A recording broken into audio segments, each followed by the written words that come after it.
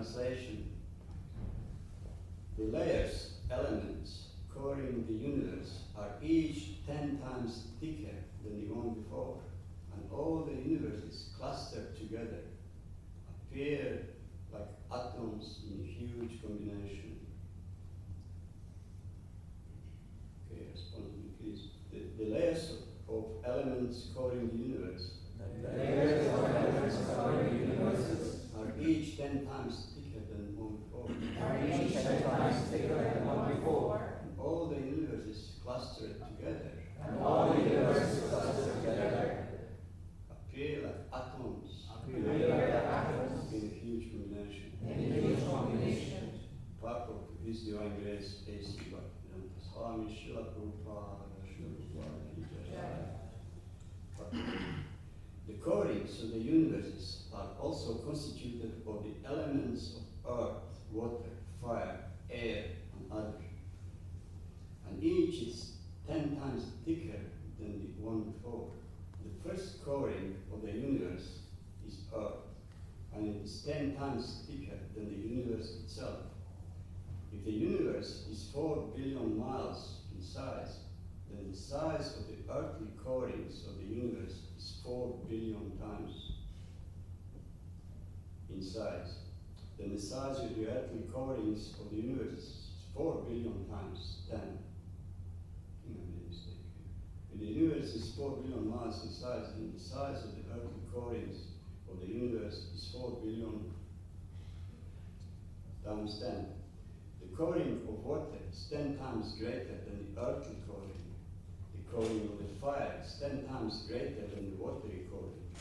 The covering of air is 10 times greater than that of the fire.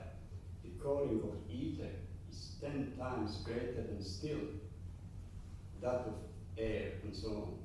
The universe within the coverings of matter appears to be like an atom in comparison to the coverings. And the number of the universes is unknown even to those who can estimate the coverings of the universe. This is a really tough verse. The entire chapter is really technical, but it's very important. Otherwise, it wouldn't be this most sacred book in the entire creation. We just finished about time calculations a few verses before. Now it's preparation for the last portion. Actually, this is last verse of such kind of nature. Tomorrow is already mentioned the Supreme Personality of Godhead, who is actual controller of time, of creation, of everything. So there's not much to say about this verse. I looked few classes on this concept, you just see what he's talking about. All of them, there were 4 or 5 classes, all of them go to the next verse and elaborate on that. I'll not steal, although we can speak on one verse. It would be actually nice that in Mano we have one verse an entire year. Every single day we will have a different class. This is so amazing. But anyway, I'll try to speak on this tedious verse.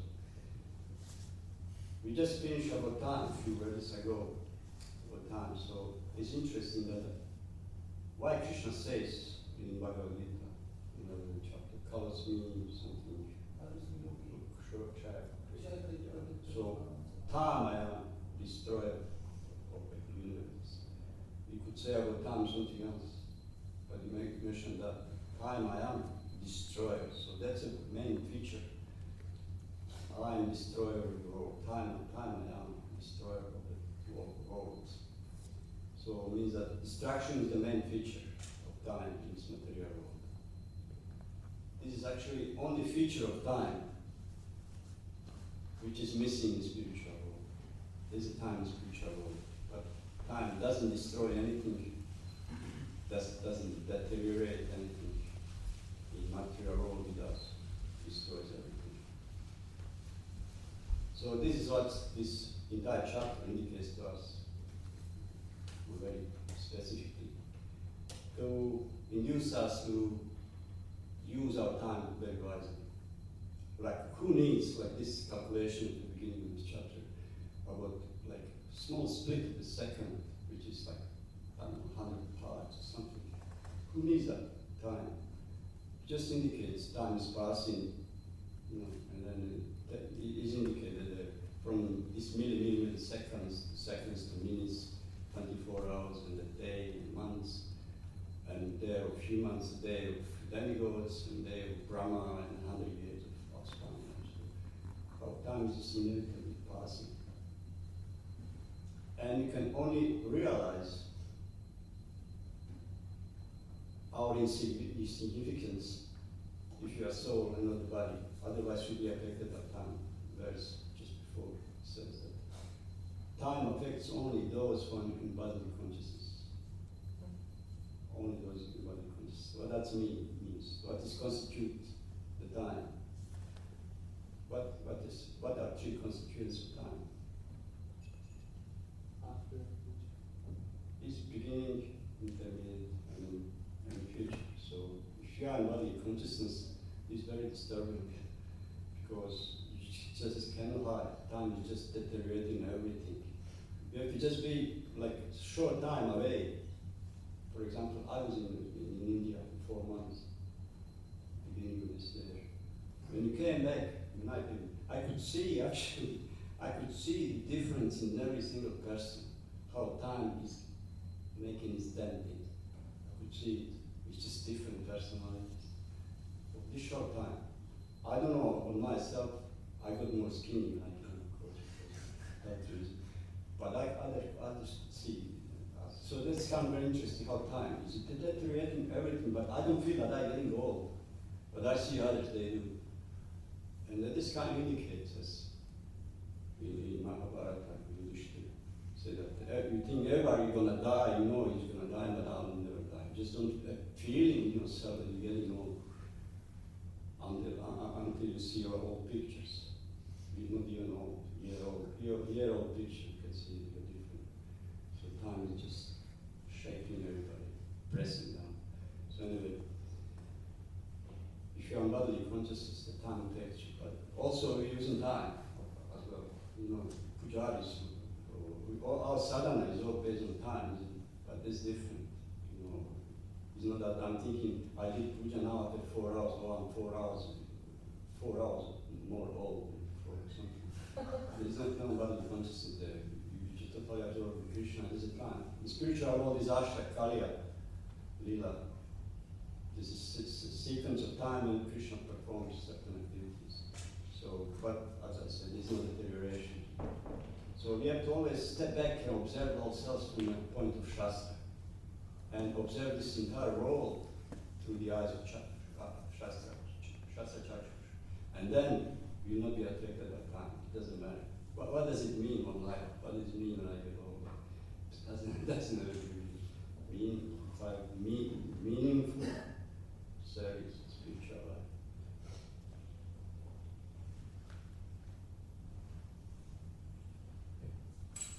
Now these elements, coverings, this is like very interesting chapter. Next chapter is even more interesting.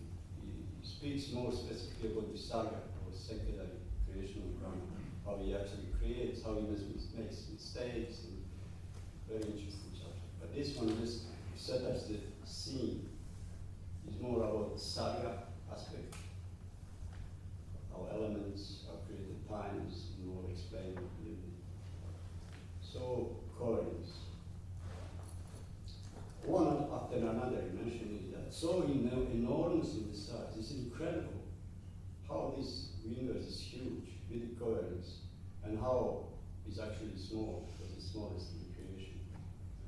From cosmic point of view, they're just small speck, like atoms. Mentioned this version, small atoms, insignificant. And the point is that all these elements, which is mentioned, earth, water, fire, air, and so forth, they are not gross manifestation of elements.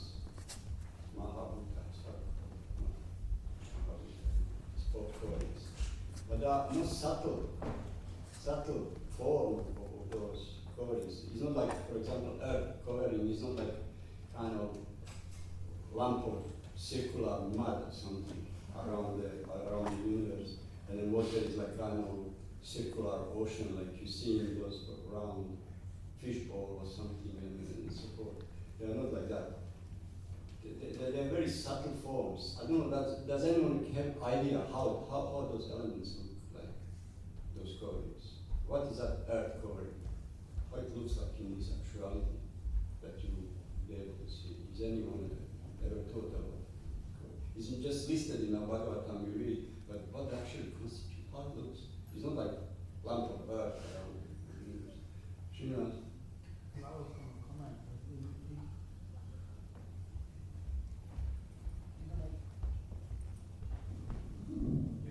In each of the coverings, Yeah. the Supreme Lord is worshipping. Yeah, that's true. Yeah. I'm just talking about just structure, how they look, or what is there happening, what is earth for covering, how it looks. I know all this, but how is earth, how is water, how that looks. It's not like fire you see burning or you see water like waves or like just imagine what is the coverings. They are subtle. The most subtle form of those gross elements, water, fire, air, and so forth. For sure.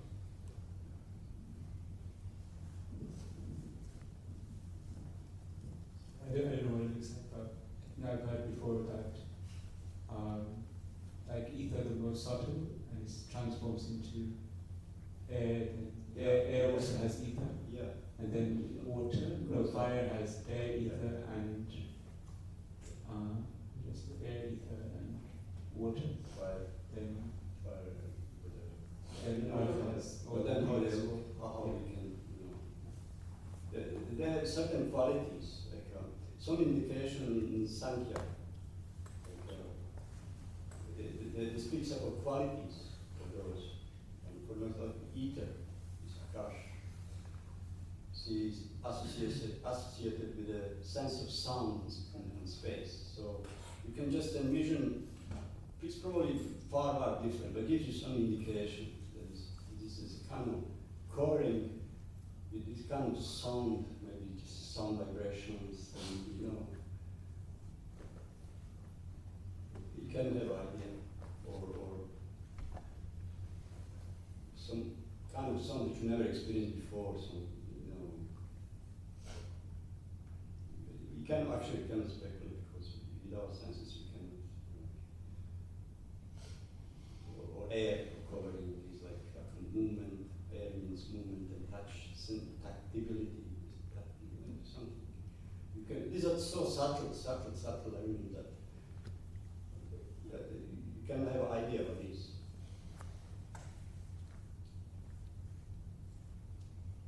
The point is that they're so subtle, we cannot exit this universe.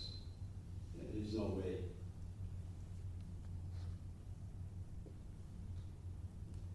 It's just prison. It's interesting. It's two points. This universe is a prison for those who are bodily conscious, who are prisoners, rebellious mentality, and is training ground for those who are intelligent, for devotees, who know where they're going. For them, it's training center. So it's just a matter of consciousness values. Now we can speak about size. We'll just have some idea. For example, if this entire universe of 4 billion miles is the size of the 1 centimeter marble, then as the layer coming up, next layer of Earth is 10 centimeters, and then water is 1 meter, and then air is 100 meters, and ether is 1 kilometer.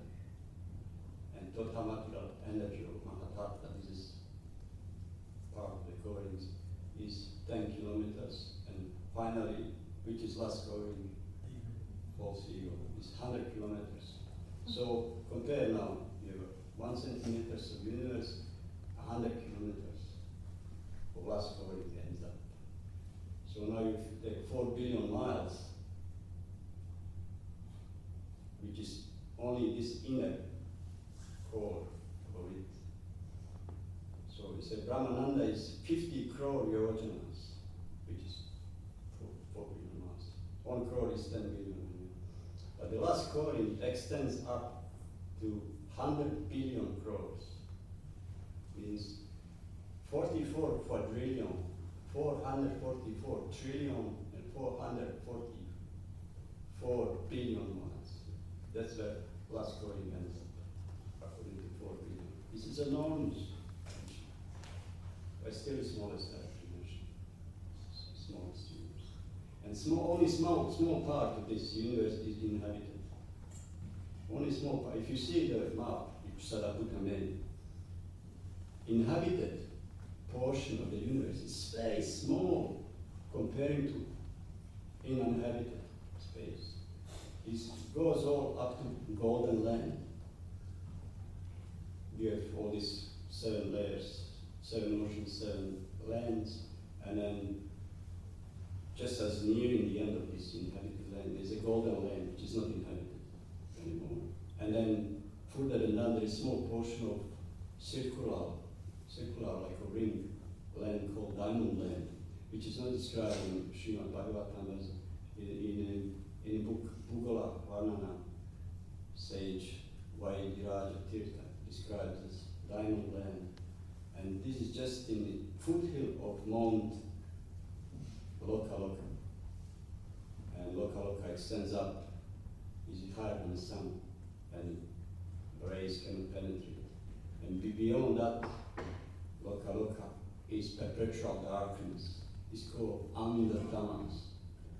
This is so vast, probably more than 100 times wider than all this populated universe. And that's it's mentioned also. That's a space where those topmost sinners go into the Amilathamas. Perpetual darkness. Also, Bhugalavarna explains that this darkness is made of some kind of murky, dirty water, solidified, like ice or something, which you cannot penetrate through. When Arjuna and Krishna were exiting this universe, Sudarshan Chakra made a hole through which horses and chariot can pass through. And that's a abode of greatest sinners. And this is actually, Andathamas means eternal hell. You have some idea in some other religion, like Christianity, of eternal condemnation. This place, even according to Vedas, exists. It's called Andathamas. So those who are not suitable to be punished in hell, they go there into this Andathamas perpetually.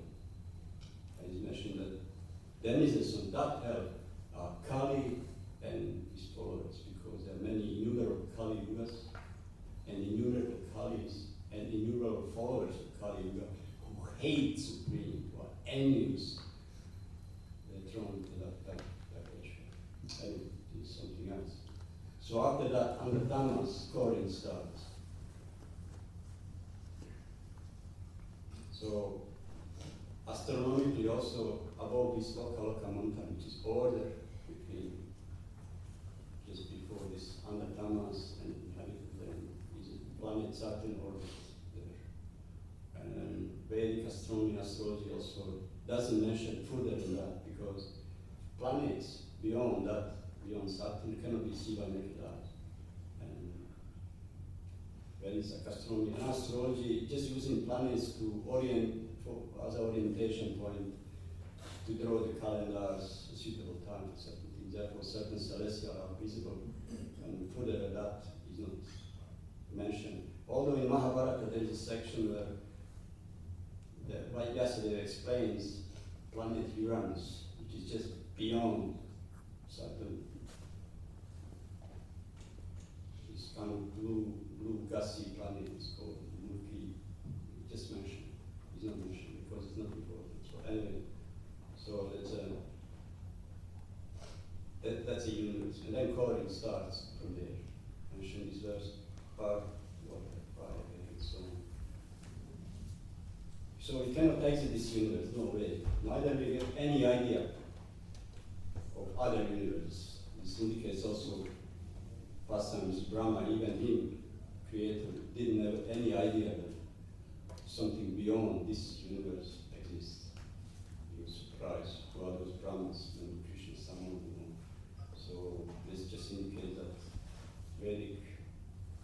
statement that we cannot have experience of other universes is true in this life.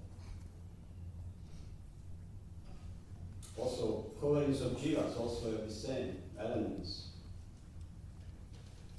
Gross coverings of water, earth, water, fire, and so on. They also, so soul also cannot exist that, especially cannot exist subtle. It's easy to destroy a physical body. It's most easy. Some people go for that, they destroy the physical body. A subtle body you cannot destroy by physical means. Subtle body can be destroyed only by spiritual practice. By nothing else, only spiritual practice. When you exit the body during your lifetime, you're building your next physical body, subtle body. So a soul just transfer after this body is finished, soul just transfer to the subtle body. But with spiritual practice, you destroy the subtle body, the subtle plane, and then soul exits out. Whoa, there's no body, huh? Where's my body? There's no body, and then you go to spiritual world directly straight. So spiritual practice dissolves this subtle body, and then you can exit. Especially by vibrating its original sound. Original sound in the universe is Krishna's flute. From that everything manifests, and Mahamantras also. Okay. So that's original sound. By vibrating that sound, you dissolving the subtle body.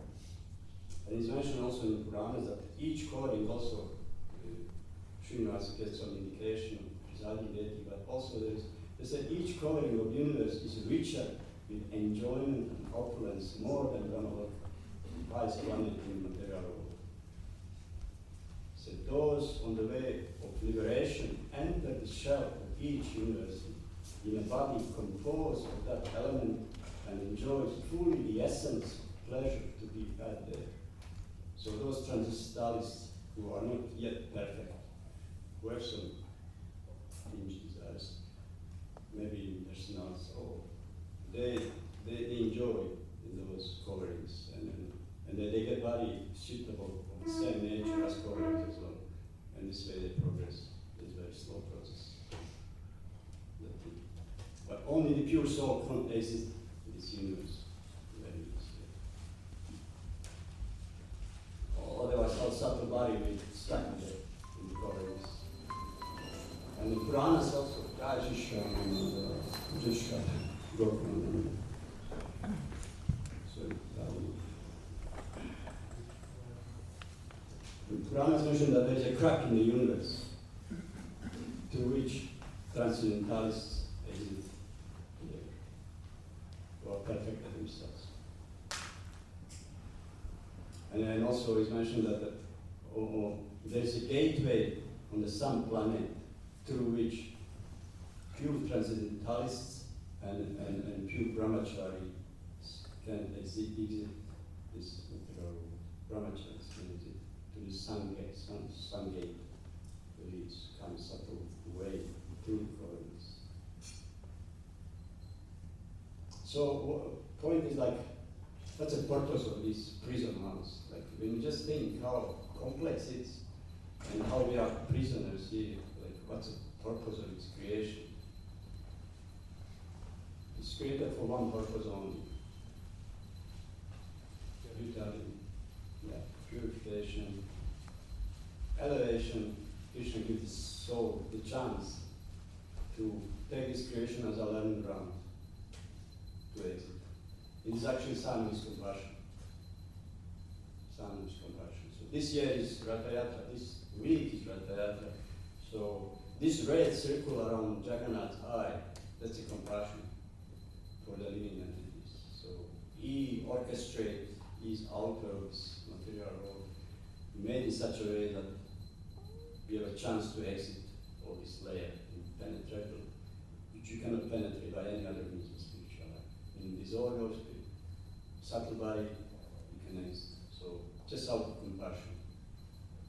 So elaborate arrangement just for us. This is very complex, and I'm not into, let's say, here. somebody has something to add to it, I can say. It's very technical. You have 10 minutes. Otherwise.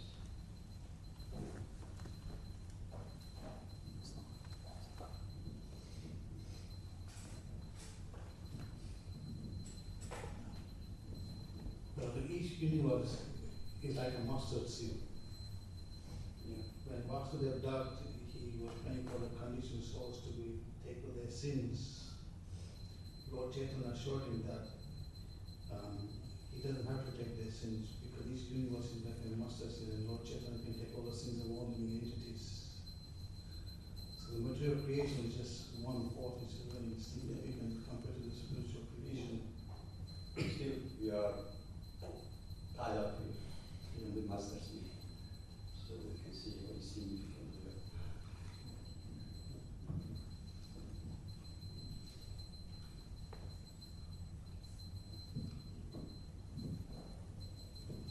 Hare Krishna, thank you, Prabhuji.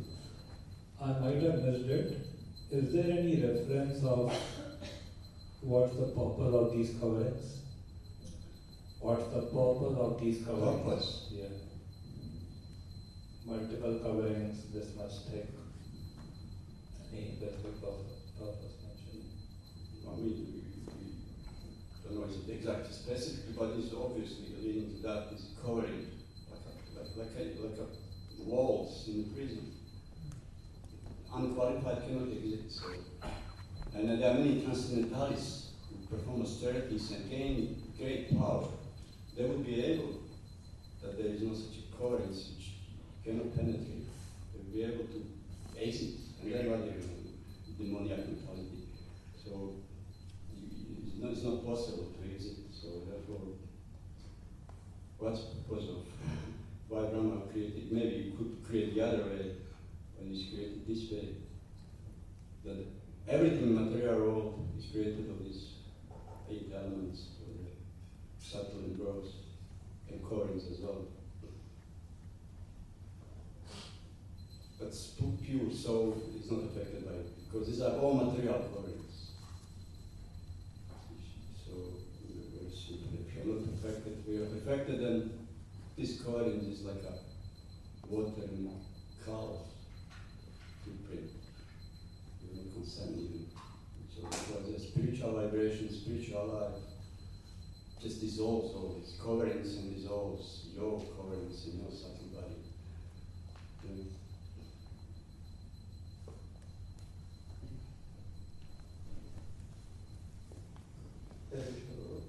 Just a small realization, the order of these coverings, like if we see from universe to the spiritual world, the coverings are from gross to subtle. Yeah. And the way the soul is trapped in this material body, and the covering is subtle to gross.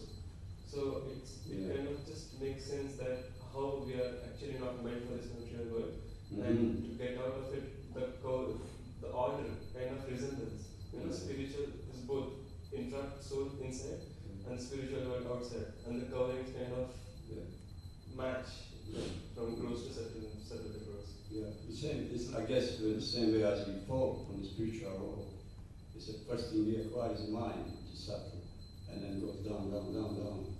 Same, most gross. You know, become Brahma, become demigod, so it's kind of opposite way of acquiring. If you throw something to the air, there, dust everywhere, accumulates all this dirt as it goes down. Yeah. And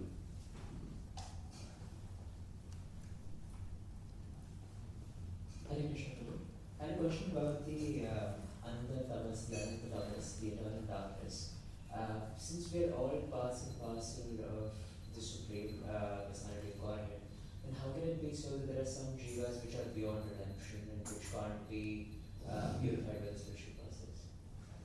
excellent question. Because they want. Because they want. It's a mention also. I mean, in Bhugalavarnana, he explains, very fascinating book, he explains that such a haters of the Supreme and of devotees, that this very suffering becomes their very nature. They cannot live without suffering. Can you imagine that? They're so used to blaspheming, they cannot live without it. And it's mentioned that when this universe is dissolved and all entities enter back into Mahavishnu, those entities, they continue to suffer, even within the Mahavishnu. Can you imagine? And the next creation, they again inserted back. They just don't want. They get addicted. You can imagine, get addicted to excruciating suffering. They cannot live without. So they want. And it's mentioned also, I mean, Bhagavad Gita mentioned, I perpetually throw them in the darkest region of hell. But also, as soon as you, by some chance, maybe there is chance, that one of them become devotees, immediately it's finished. No suffering. So it's a moment, this is their will. They want to stay there and blaspheme. So it's mentioned, these are Kalis and all the innumerable Kalis. Duryodhana is there, although I may upset some Indians which have different opinion about Duryodhana. He's actually there, he's the Kali.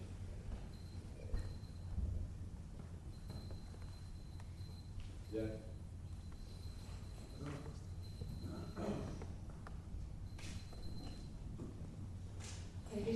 Thank you for the lecture. Actually, I was also having the same question, but also regarding the whole concept of it being eternal. Because you just mentioned that just one moment it can be over, and it's against the nature of the soul, Sachitananda, and it's against the nature of compassion. If we look at Jagamada, I have a hard time to understand how it can be eternal. Can you understand eternity? Can you grasp the idea of eternity? It's mentioned that if you can have grasp of eternity, then you can grasp the identity of God or of Jiva, what is eternal. So by in our concept, eternity means so far we are there, it just goes on and on perpetually. So it's not that I understand. It goes on and on. So far we are there, we don't rectify it. It's eternal. It can be eternal. It goes on and on and on. But by some mercy, it can be you. I can get my head up. It goes on and on. And you have any idea? You have any idea? Like the idea of eternally conditioned, nitya-pata. Yeah. Baba said, eternally conditioned means that we've been in this material world so long, Yeah. we cannot trace back the existence, the beginning. So in that sense, it's eternal, but not like it's eternal, it just goes on and on and on. Oh yeah. So in that sense, it's eternal.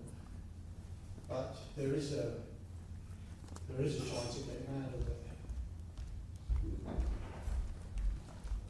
Yeah, interesting. You say no to Krishna, no, you can speak no forever. As soon as we say yes, all right, finish. You're not doing it. It's like, it's interesting. Like, you can understand all these things. But, it gives you hope, wherever you are, there's a chance to it. But,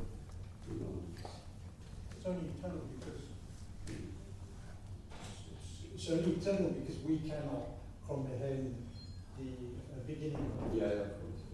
And where the end, where it's going to go. So therefore, it's not eternal. It is and it isn't. Does that understand? You understand? Yeah. You can understand it better. That's the beginning. Where's the beginning? Yeah, I understand concept. I hope everybody understands the concept so far. Eternity is so long that it's practically eternal. But Lord Chaitanya has come to break that. Give us an opportunity. Give everyone an opportunity to get out. So therefore, it's not eternal.